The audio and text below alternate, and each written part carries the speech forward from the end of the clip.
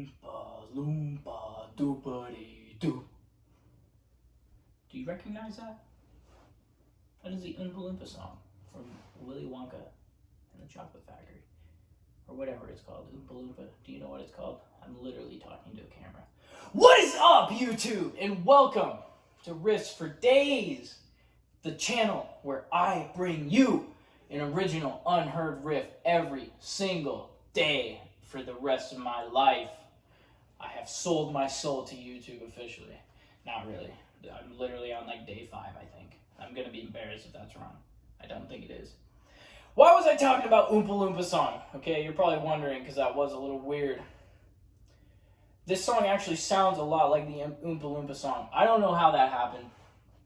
I literally sat down and like just played something and I didn't know what it was. I was like, that sounds super familiar, but I don't know what it is. So I played it for someone and they're like, dude, that's totally the Oompa Loompa song. And I was like, no, it can't be the Oompa Loompa song, right?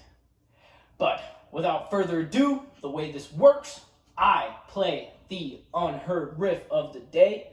I teach you how to play said riff, and then we'll play said riff together if you learned it all the way. Let's get right into this. We are in drop D tuning. As usual, not as always, but as usual, we are in drop D tuning. All right, check it out.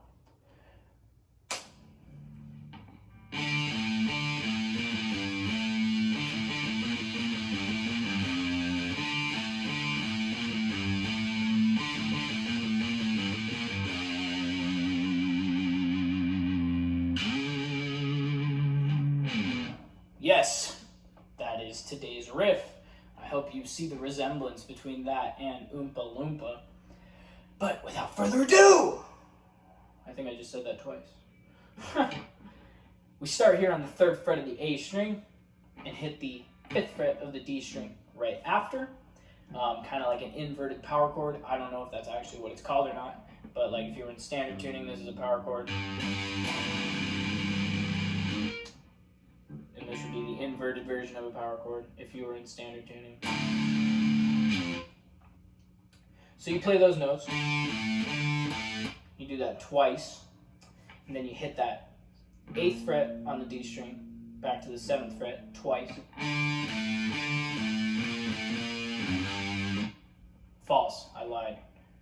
You hit that once. And then you hit the 5th fret. So you go 8, 7, 5 after you hit the inverted, whatever it's called.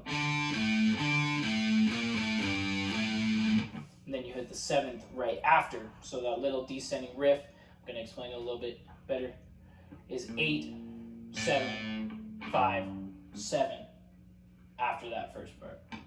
And that first part is the 2. Okay, 7, 8, or 8, 7, 5, 7. You know, maybe we'll try and write a little variation at the end of this video because I didn't kind of mess it up at the beginning. It sounded cool. We'll see. Anywho, after you play that,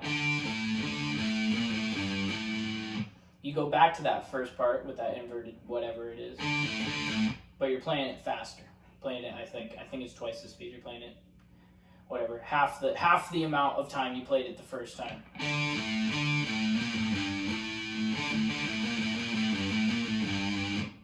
So then we get to the end of this riff.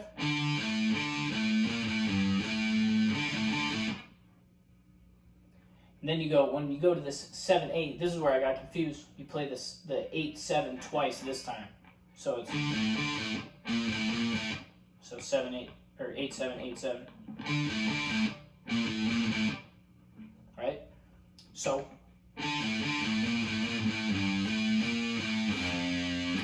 that part is 5, 7, 8, 7, 3.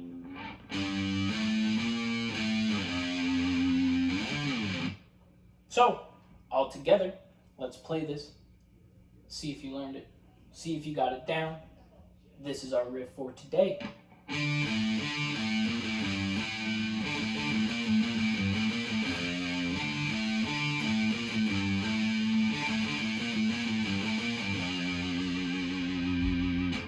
So absolutely add vibrato on that last little third fret when you got a little time. There's other places you can add your own vibrato. Just add your touch to it.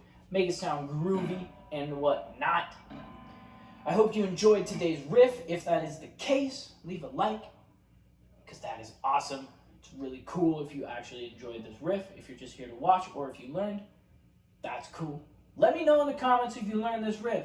Let me know anything in the comments. Make fun of my hair. Talk with each other.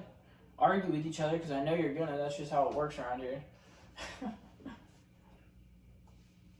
Stick around after this outro if you want to hear a variation of this riff, because that's what I'm gonna do. Subscribe if you want to see a riff every single day. That's why the channel is called Riffs for Days. And if you're super into it, like you really need to know when a brand new riff is being produced into the world, hit that bell notification. And as always, thanks for watching, if you're watching.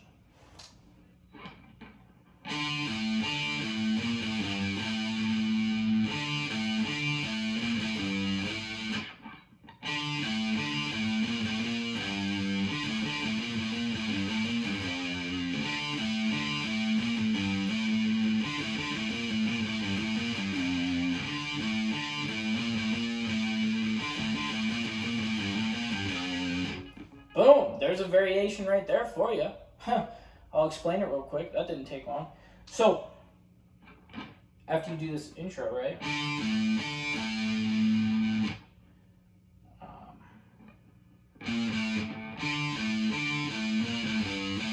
That's the part that's changing. I gotta still go through it myself because I'm just figuring this out. Just as a side note, by the way, this is going to be future videos when I run out of original riffs. It's going to be me writing a brand new riff, like writing a riff that's never been heard before. It's going to be the unedited, full process. I'll be talking to the camera. I'll be explaining what I'm doing, why I'm writing the riff, how I'm coming up with it, just like I'm doing it right now. So, after you play that first part, we're going to switch it up. And instead of playing, you're going to just eliminate that third fret. You're going to go 7, 8, 7, 8, 7. Oh, 8, 7. 8, 7, 8, 7. Yeah. You let the 8. Whoa. This is kind of weird.